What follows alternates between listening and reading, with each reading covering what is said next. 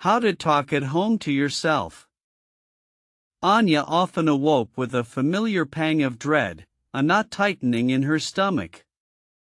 Her biggest challenge, the persistent shadow haunting her daily life, was the struggle to speak English fluently. Every morning felt like another exasperating chapter in her ongoing saga, a silent battle waged entirely within her own mind. She yearned to articulate thoughts, express feelings, and engage without crippling fear of errors. The frustration was a constant companion, a heavy cloak draped over her ambitions. She'd spend hours mentally rehearsing sentences, only for them to crumble into fragments the moment she tried to utter them aloud. "My daily day's struggle," she'd whisper to her reflection, a sigh escaping her lips. The gap between her understanding and spoken ability felt impossibly vast, an uncrossable chasm. She devoured countless articles and watched endless videos titled, "How to Learn English." Each one offered a different magic bullet, a quick fix, leaving her more overwhelmed than before. The sheer volume of advice was truly paralyzing. She felt like she was drowning in information, yet still unable to take that crucial, intimidating first step towards actually speaking. The thought of speaking to native speakers or just to her friends filled her with anxiety. What if she made a mistake? What if they laughed? These anxieties, though largely self-imposed, built an invisible wall around her, trapping her within the confines of her own silent world.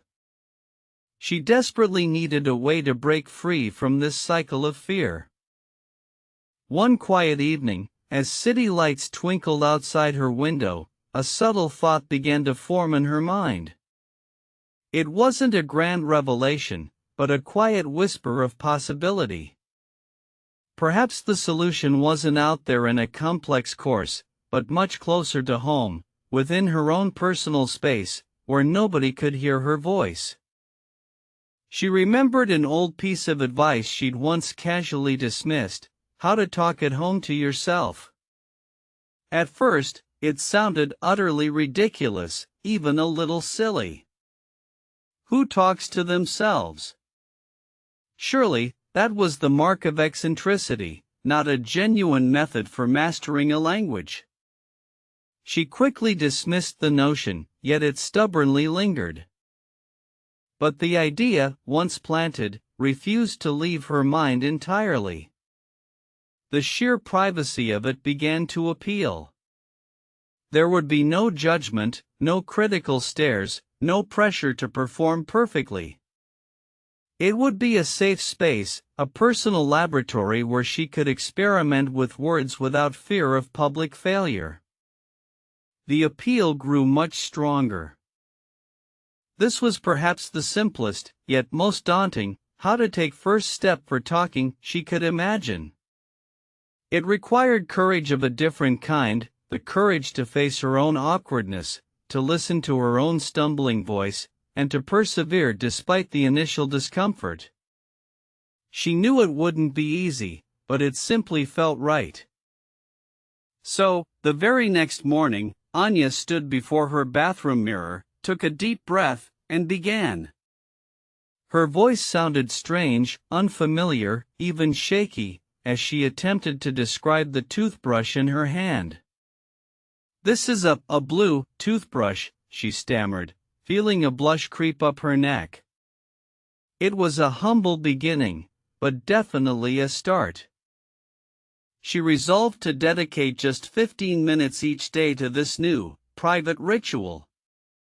Her bathroom, her kitchen, her bedroom, every corner of her flat became her impromptu classroom. She'd narrate her actions, describe objects, or simply vocalize her thoughts, however mundane. "I am making tea now. The kettle is boiling," she'd say.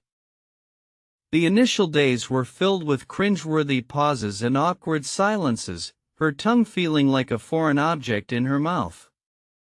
She'd often forget simple words, leading to frustrating halts in her internal monologue. Yet, she persevered, driven by the quiet determination that had finally taken firm root within her heart. Slowly, painstakingly, the words began to flow a little more smoothly. The mental dictionary she possessed started connecting more readily with her vocal cords. The act of describing her surroundings became less of a chore and more of a natural extension of her thoughts. This silent conversation was gaining genuine momentum. One afternoon, while browsing online, she stumbled upon an article titled, "Learn English Through Stories." A light bulb moment occurred. She had always loved reading in her native language, so why not apply that passion to her English learning journey? This approach felt less like studying and far more like an enjoyable pastime. She remembered her desire to sound authentic, to capture the particular rhythm and charm of certain accents. "Let's talk in British English," she thought, remembering her favorite BBC dramas. She decided to focus specifically on British narratives, seeking out authors and tales rooted in the UK's rich literary tradition. Her first choice was a charming collection of short stories set in a quaint English village. She downloaded an accompanying audiobook, determined to absorb the authentic pronunciation and intonation. This dual approach felt incredibly effective, connecting the written word with its spoken form, enhancing her overall comprehension. She found herself enchanted by the subtle differences in vocabulary: lift instead of elevator, flat instead of apartment, queue instead of line. Every new word was a small victory, meticulously noted and then incorporated into her private, internal conversations with herself at home, making them noticeably richer. A new ritual soon became ingrained in her daily routine: English story reading. Before bed each night, she would select just one page from her chosen book. She didn't rush, she savored each sentence, allowing the narrative to unfold at its own gentle pace, letting the words sink into her consciousness. This quiet time was precious.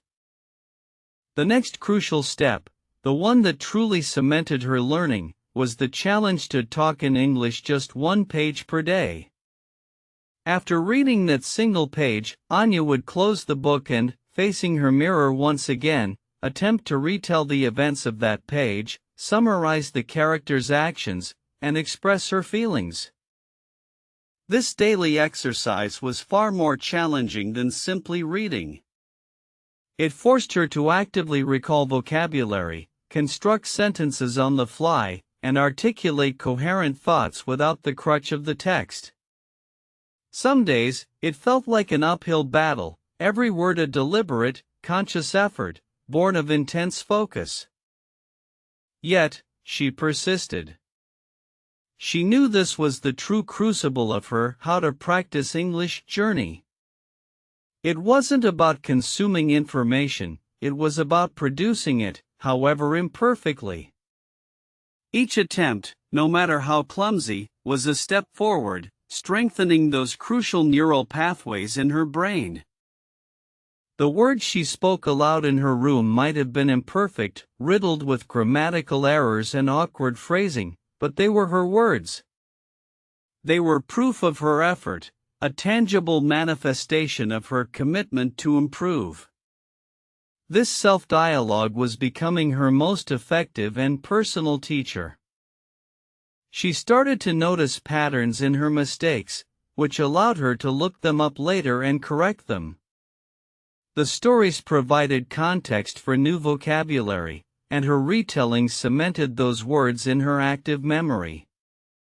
It was a holistic approach, where reading fueled speaking, and speaking reinforced reading, creating a virtuous cycle. The consistent nature of her practice, focusing on just one page per day, made the task feel wonderfully manageable, not overwhelming.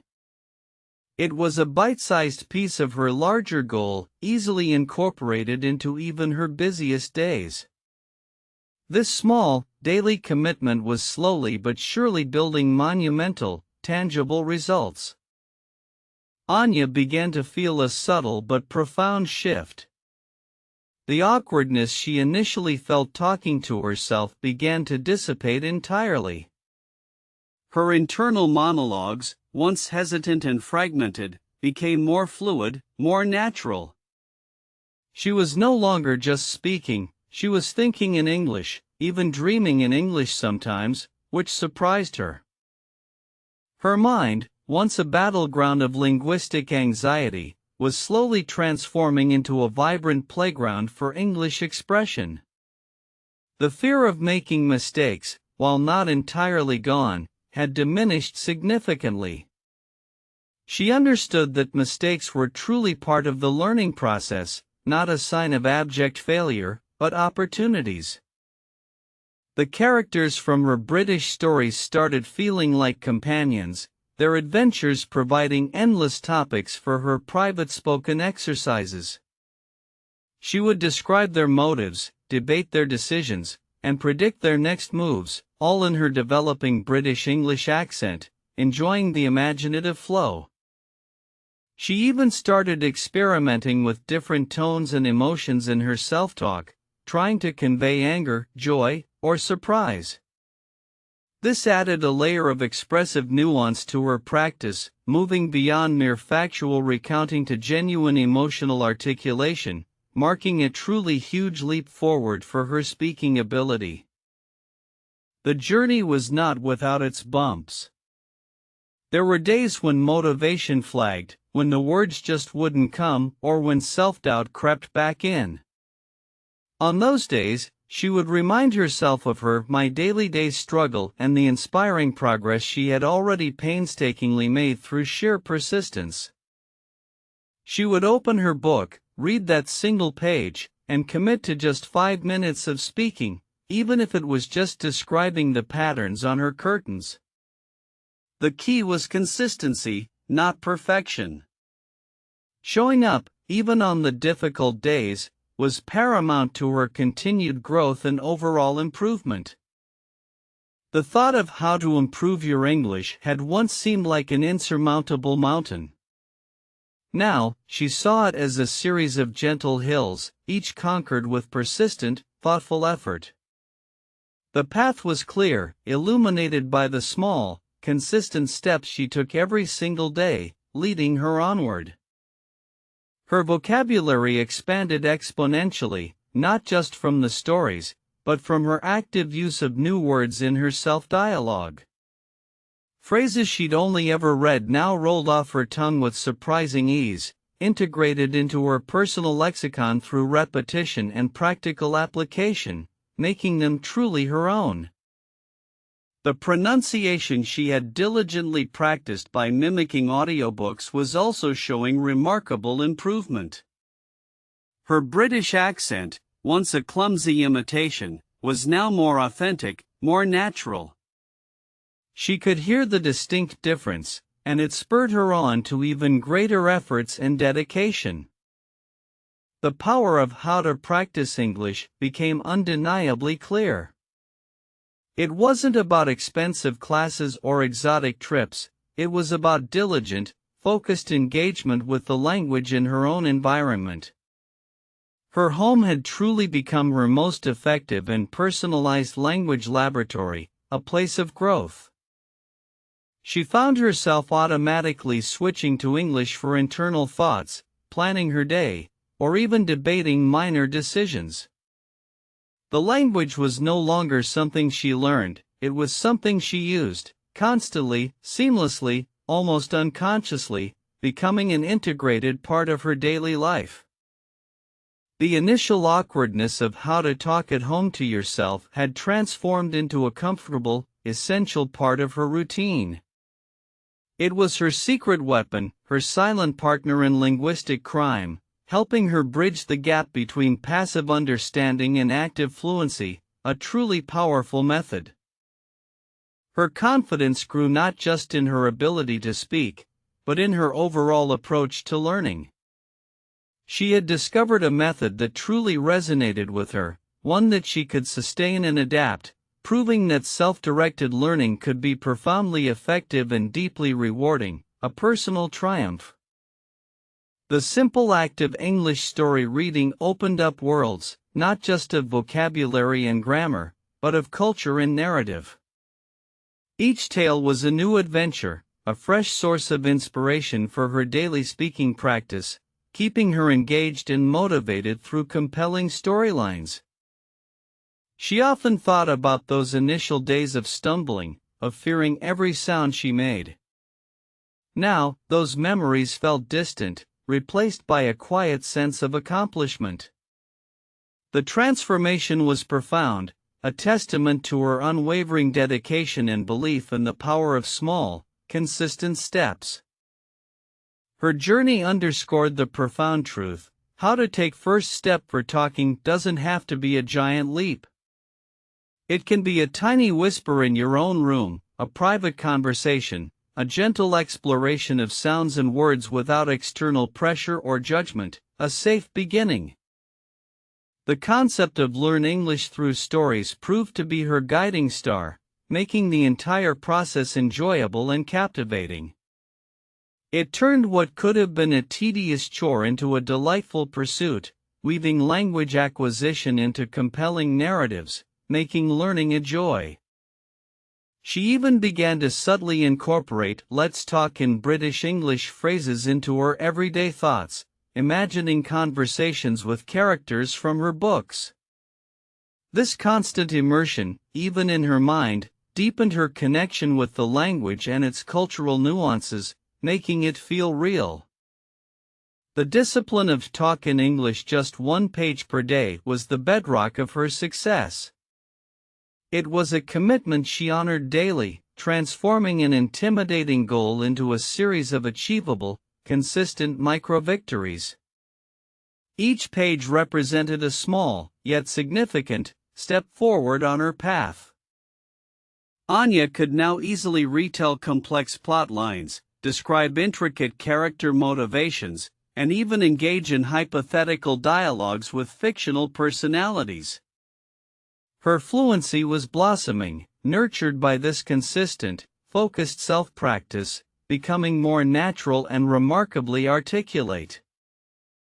The fear that had once paralyzed her was slowly replaced by an eager anticipation for her daily practice. What new words would she encounter? What new ideas would spark from the stories? Her learning journey had truly become an exciting, fulfilling adventure, a source of constant discovery. She no longer saw my daily struggle as a burden, but as a past challenge that she had courageously overcome. Her initial frustration had been the catalyst, pushing her to seek out solutions and commit to a sustainable, personal learning path, leading to lasting success. Her British English pronunciation had become remarkably clear, her intonation more native-like.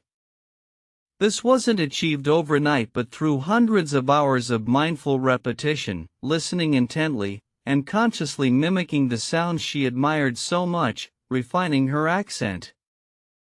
She could now articulate nuances, express subtle emotions, and participate in imagined debates with a fluidity she once thought impossible. The words flowed, not perfectly, but with an increasing confidence that was truly transformative and empowering in every possible way for her.